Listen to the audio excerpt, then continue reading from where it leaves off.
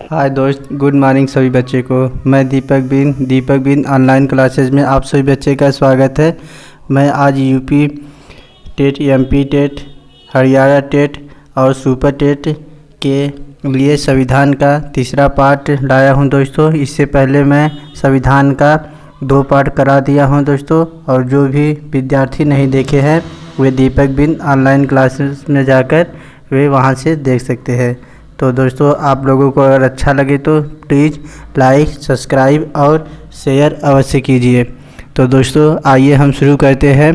पहला क्वेश्चन, निम्नलिखित में से किस प्रकार की व्यवस्था को आधुनिक राज के रूप में वर्णित किया जाता है? ऑप्शन नंबर ए पुलिस राज, ऑप्शन नंबर ए पुलिस राज, ऑप्शन नंबर बी कल्याणकारी राज, ऑप्शन नंबर सी हस्तक्षेप नीति वाला राज, ऑप्शन नंबर डी निरंकुश राज। तो दोस्तों, आधुनिक राज को हम कल्याणकारी के राज के रूप में जाना जाता है। दोस्तों, कल्याणकारी राज वह होता है जहां राजनीतिक सुरक्षा अच्छी होती है, सामाजिक सुरक्षा और राज्य के कार्य क्षेत्र में वृद्धि होती है, आर्थिक स्थिति वहां की अच्छी होती है, वह कल्याणकारी राज के अंतर्गत आता है। तो अगले क्वेश्चन पर आते हैं दोस्तों। निम्नलिखित में से भारत में राजनीति शक्ति का प्रमुख स्रोत कौन सा है? तो दोस्तों, भारत के लोग, संविधान, संसद और विधानसभाएं। तो दोस्तों, भारत में राजनीति शक्ति भारत के लोगों के ही द्वारा होता है। अगर भारत के लोग नहीं होते तो संविधान का न तो निर्माण होता, न तो संसद होता और न तो संसद और विधानसभाएं होती। तो ऑप्शन नंबर ए राइट हो जाएगा, भारत के लोग। अगले क्वेश्चन पर तो आते हैं दोस्तों। संविधान सभा जिसने देश का संविधान लिखा किस वर्ष में स्थापित किया गया था? तो दोस्तों, यह 1946 में स्थापित किया गया था। और दोस्तों, यह 26 नवंबर 1946 में स्वीकृत कर लिया गया था, यानी स्थापित कर लिया गया था, और 26 जनवरी 1950 में लागू हुआ था। और दोस्तों, 1942 में क्या हुआ था आप लोग बता सकते हैं? 1942 में दोस्तों यह भारत छोड़ो आंदोलन हुआ था, और 1947 में भारत आज़ाद हुआ था। तो दोस्तों, ये सब भी आप लोग अच्छे से याद कर लीजिएगा। अगर प्लीज़ दोस्तों आप लोगों को अच्छा लगे तो प्लीज़ लाइक, सब्सक्राइब और शेयर कीजिए, जिससे मैं आप लोगों के लिए यूपी टेट और सुपर टेट, एमपी टेट के जितने भी सवाल आए हुए हैं भारतीय संविधान का, वह मैं आप लोगों के लिए करा सकूं। तो दोस्तों, अगले क्वेश्चन पर आते हैं। निम्नलिखित में भारतीय संविधान सभा द्वारा कब पारित किया गया था? तो दोस्तों, यह कब पारित किया गया था अभी को दोस्तों हम अभी बताएं। यह 26 नवंबर 1949 में पारित किया गया था और 26 जनवरी 1950 में लागू हुआ था, यानी ऑप्शन नंबर ए राइट हो जाएगा।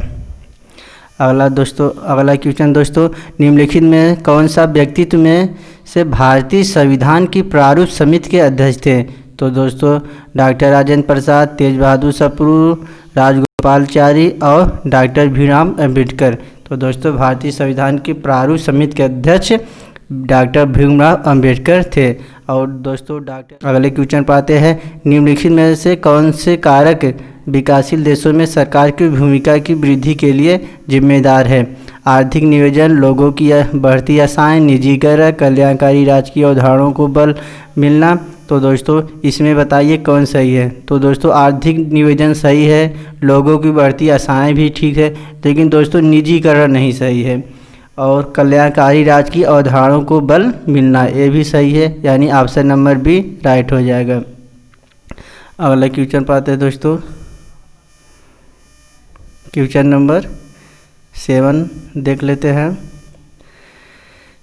भारत के संविधान की प्रस्तावना में समाजवादी एवं धर्मनिरपेक्ष किस संविधान संशोधन के माध्यम से जोड़े गए हैं? तो दोस्तों, 42वें संविधान संशोधन, 72वें संविधान संशोधन और 73वें संविधान संशोधन और 83वें संविधान संशोधन। तो दोस्तों, भारत के संविधान की प्रस्तावना में समाजवादी और धर्मनिरपेक्ष या 42वें संविधान संशोधन के अंतर्गत जोड़ा गया है। और दोस्तों, 42वें संविधान संशोधन को लघु संविधान का भी संज्ञा दिया गया है। और दोस्तों इसमें से और यह भी देखिए बहुत इम्पोर्टेंट है, 73वें संविधान संशोधन में क्या जोड़ा गया है दोस्तों, या दोस्तों इसमें दोस्तों पंचायती राज की व्यवस्था की गई है और यह भाग 9 में वर्णित है। तो दोस्तों 73वें संविधान संशोधन भी आप लोग याद कर लीजिएगा, यह भी इम्पॉर्टेंट है। इसमें पंचायती राज की व्यवस्था की गई है और यह भाग 9 में जोड़ा गया है। अगले क्वेश्चन पाते हैं दोस्तों, एक संघीय प्रणाली में क्या है, लिखित संविधान का होना आवश्यक है, अलिखित संविधान का होना आवश्यक है, या तो लिखित या तो अलिखित संविधान होना चाहिए, किसी भी संविधान की आवश्यकता नहीं है। तो दोस्तों संविधान की आवश्यकता तो होती ही है किसी भी देश के लिए, न तो वहाँ की न अगर संविधान न होता तो वहाँ की कैसे कानून व्यवस्था होता। तो दोस्तों यहाँ लिखित संविधान का होना बहुत आवश्यक है, क्योंकि दोस्तों जिसमें सबके अंदर समानता और धार्मिक विचार और सामाजिक राजनीतिक का विचार सबके अंदर जागृत हो। तो दोस्तों लिखित संविधान का होना बहुत ज़रूरी है। और दोस्तों अगले क्वेश्चन पर, एक संघीय राज्य में क्या है, राज्य केंद्र की तुलना में अधिक शक्तिशाली है, केंद्र राज्य की तुलना में अधिक शक्तिशाली है, सरकार के राष्ट्रपति के पद के प्रपत्र उपरोक्त में से कोई नहीं। तो दोस्तों राज्य केंद्र की तुलना में अधिक शक्तिशाली होती है, ऑप्शन नंबर ए राइट हो जाएगा, क्योंकि दोस्तों राज्य के द्वारा ही केंद्र का निर्माण होता है। और दोस्तों यह भी कहा गया है कि अनुच्छेद 1 में कि भारत राज्यों का संघ है। तो अगले क्वेश्चन पर दोस्तों आते हैं, भारत के संविधान में नीति निर्देशक सिद्धांतों को सम्मिलित करने की प्रेरणा हमें किस देश के संविधान से मिली है। तो दोस्तों संयुक्त राज्य अमेरिका, आयरलैंड, कनाडा, ऑस्ट्रेलिया। तो दोस्तों नीति निर्देशक तत्व यह आयरलैंड के संविधान से लिया गया है। और दोस्तों संयुक्त राज्य अमेरिका से मूल अधिकार लिया गया है। और दोस्तों ऑस्ट्रेलिया से क्या लिया गया है आप लोग बता सकते हैं। ऑस्ट्रेलिया से दोस्तों प्रस्तावना की परिभाषा और समवर्ती सूची की प्रावधान किया गया है। और दोस्तों कनाडा से यह संज्ञात्मक विशेषताएं और दोस्तों केंद्र द्वारा राज्य के राज्यपालों की नियुक्ति भी कनाडा के संविधान से लिया गया है। तो दोस्तों यह 3-4 क्वेश्चन और आप लोग को हो तैयार हो गया, यह भी इम्पॉर्टेंट है, इसको भी अच्छे से आप लोग तैयार कर लीजिएगा। अगले क्वेश्चन पर, निम्नलिखित में से कौन सा शब्द भारतीय संविधान की सही प्रकृति को दर्शाता है, एकात्मक, संघीय, संसदीय और रूप में संघीय और आत्मा में एकात्मक। तो दोस्तों यह कौन सा शब्द भारतीय संविधान की सही प्रकृति दर्शाता है, ऑप्शन नंबर डी, रूप में संघीय और आत्मा में एकात्मक। दोस्तों कहा यह भारतीय राज्यों का संघ है, यानी संघीय, और यह एकात्मक है, ऑप्शन नंबर डी राइट हो जाएगा। अगले क्वेश्चन पर दोस्तों, निम्नलिखित में से किस भारतीय संविधान पर सबसे गहरा प्रभाव पड़ा है, यानी किस को कौन सबसे ज़्यादा प्रभाव किया है। ऑप्शन नंबर भारत सरकार अधिनियम 1935, संयुक्त राज्य अमेरिका का संविधान, ब्रिटेन का संविधान और आयरलैंड का संविधान। तो दोस्तों भारत सरकार अधिनियम 1935 यह इससे ज़्यादा प्रभावित हुआ है। अगला क्वेश्चन दोस्तों ऑप्शन नंबर राइट हो जाएगा इसका, भारतीय संविधान निम्नलिखित में से किस देश की संवैधानिक प्रणाली का निकटता से अनुसरण करता है। तो दोस्तों संयुक्त राज्य अमेरिका, ब्रिटेन, स्विट्जरलैंड और रूस।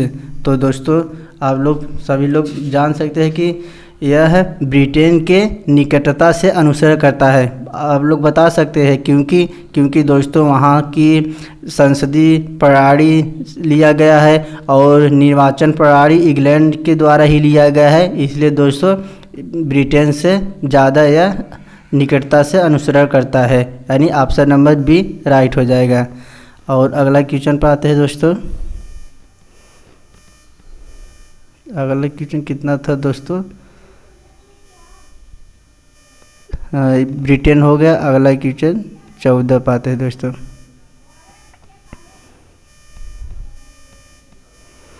देखते हैं दोस्तों, संविधान सभा द्वारा भारतीय नागरिकों के मौलिक अधिकारों को अंतिम रूप देने के लिए जिस समिति का गठन किया गया उसके अध्यक्ष कौन थे। तो दोस्तों डॉक्टर भीमराव अम्बेडकर, जवाहरलाल नेहरू, सरदार पटेल, उपरोक्त सभी। तो दोस्तों भारतीय नागरिकों के मौलिक अधिकारों को अंतिम रूप देने के लिए वह कौन थे? जवाहरलाल नेहरू उसके अध्यक्ष थे। यह दोस्तों बहुत इंपॉर्टेंट है, ऑप्शन नंबर बी राइट हो जाएगा। और दोस्तों डॉक्टर भीम अम्बेडकर यह संविधान सभा के जनक थे और प्रारूप समिति के अध्यक्ष थे। और सरदार पटेल को दोस्तों यह उनके लौह पुरुष के नाम से भी जाना जाता है। अगला क्वेश्चन, संविधान सभा द्वारा देश के लिए संविधान के निरूपण करने के लिए कितना समय लगा था? यानी दोस्तों संविधान सभा निर्माण होने में कुल कितना समय लगा था? यह दोस्तों यूपी टेट में आया हुआ क्वेश्चन है जो बहुत इंपॉर्टेंट है, लेकिन परीक्षा में इसको बहुत लोग गलत करके आते हैं। तो दोस्तों इसको बहुत ध्यान से करना है। 3 वर्ष 2 महीने और 10 दिन, 2 वर्ष 11 महीने और 18 दिन, 2 वर्ष 10 महीने और 11 दिन, उपरोक्त में से कोई नहीं। तो दोस्तों संविधान का निर्माण कुल 2 वर्ष 11 महीने और 18 दिन लगे थे। Option number B right. दोस्तों बहुत इंपॉर्टेंट क्वेश्चन है यह, आप लोग देख लीजिएगा। अगला क्वेश्चन, भारतीय राज्यों का एक संघ होगा, यह संविधान की किस अनुसूची में निर्देशित किया गया है? तो दोस्तों आप लोग पहले बताइए कि यह किस अनुसूची के अंतर्गत कहा गया है। तो दोस्तों यह बहुत इंपॉर्टेंट क्वेश्चन है और यह सभी दोस्तों यह अनुसूची वाला दोस्तों लगभग आपको 30 याद कर लेंगे दोस्तों। बहुत 30 क्या दोस्तों, भारत की अनुसूची लगभग 22 होती है दोस्तों। और तो दोस्तों यह आइए देखते हैं इसके ऑप्शन नंबर ए, प्रथम अनुसूची, दूसरी अनुसूची, तीसरी अनुसूची और उपरोक्त में से कोई नहीं। तो दोस्तों संविधान की किस अनुसूची में भारतीय संघ का वर्णन है? यह प्रथम अनुसूची में कहा गया है कि भारतीय संघ के घटक राज्यों एवं संघ शासित क्षेत्रों का उल्लेख किया गया है। इसमें भारतीय या कह सकते हैं दोस्तों भारत राज्यों का संघ है। अब यह प्रथम अनुसूची में कहा गया है। और दूसरे अनुसूची में क्या कहा गया है?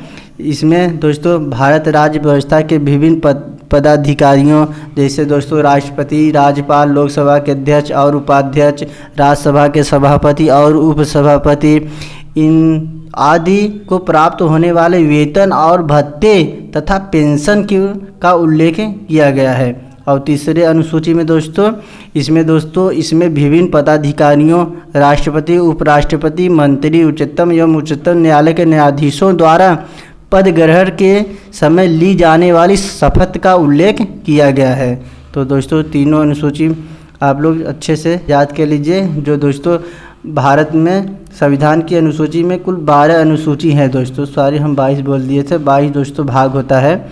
यह दोस्तों 12 अनुसूची होता है। और जो दोस्तों बहुत इंपॉर्टेंट है, लगभग टेट और सुपर टेट में 1-2 क्वेश्चन अनुसूची से, भाग से, संविधान संशोधन से और संविधान स्रोत से पूछा जाता है।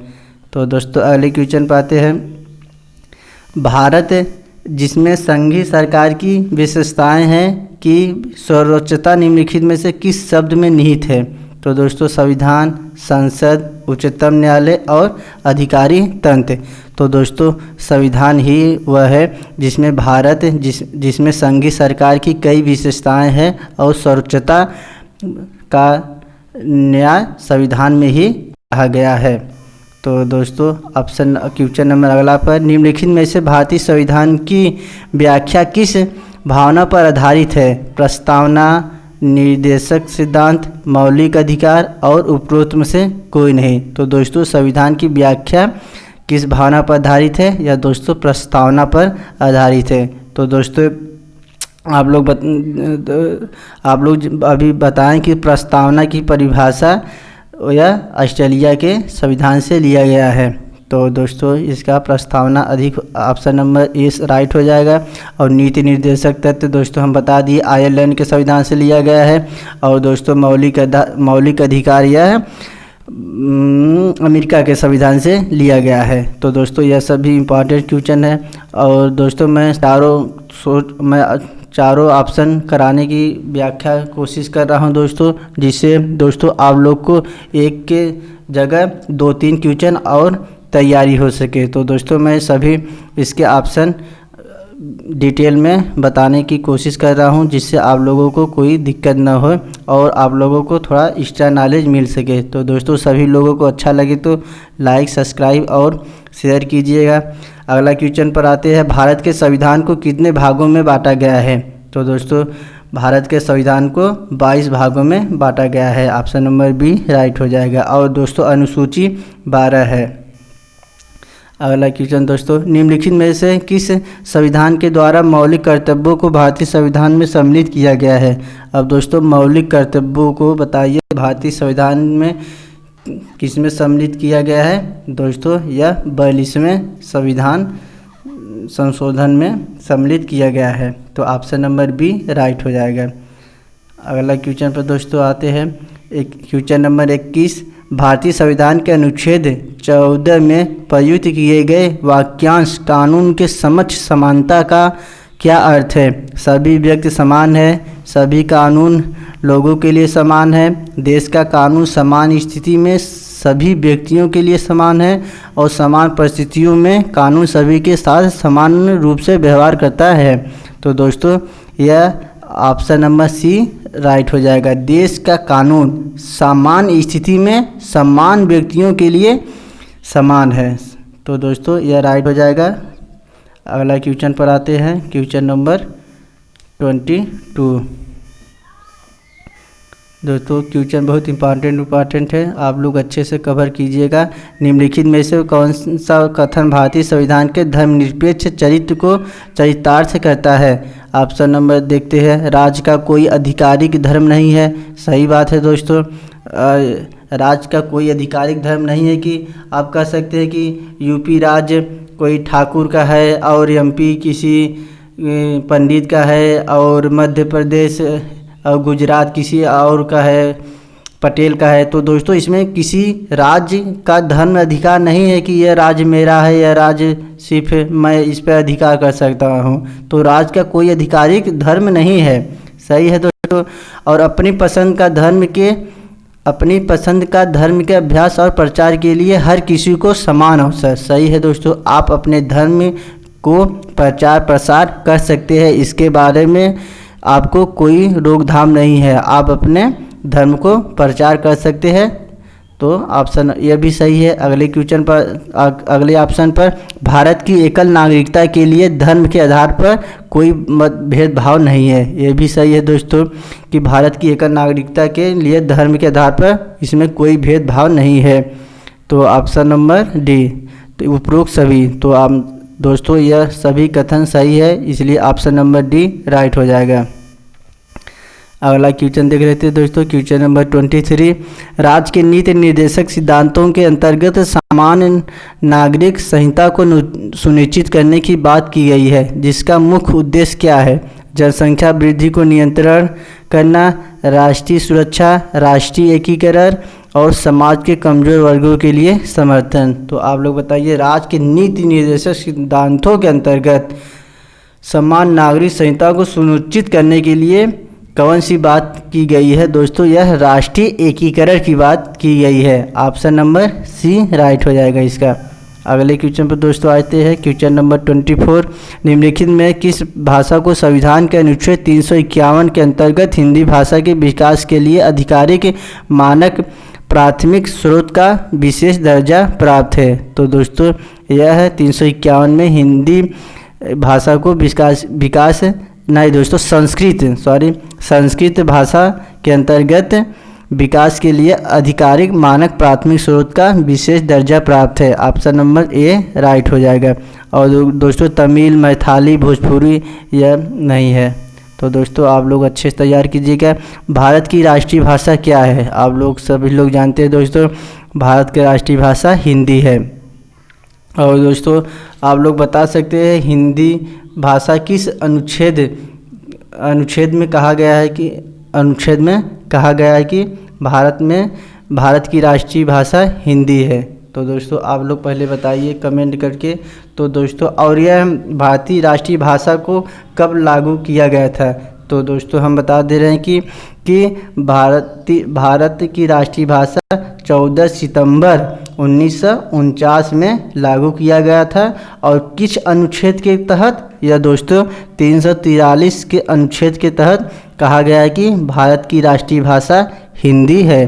तो दोस्तों यह भी आप लोग अच्छे से तैयार कीजिएगा। तो दोस्तों 25 क्वेश्चन हो गया। तो दोस्तों यह मेरा तीसरा पार्ट था। जो भी बच्चे पहला दूसरा पार्ट में नहीं देखे हैं वे दीपक बिंद ऑनलाइन क्लासेस में जाकर वह भी देख सकते हैं। तो दोस्तों उम्मीद करता हूं कि आप सभी बच्चों को वीडियो अच्छा लगा होगा, और अच्छा लगा होगा तो प्लीज़ लाइक, सब्सक्राइब और शेयर कीजिए। तो दोस्तों वीडियो देखने के लिए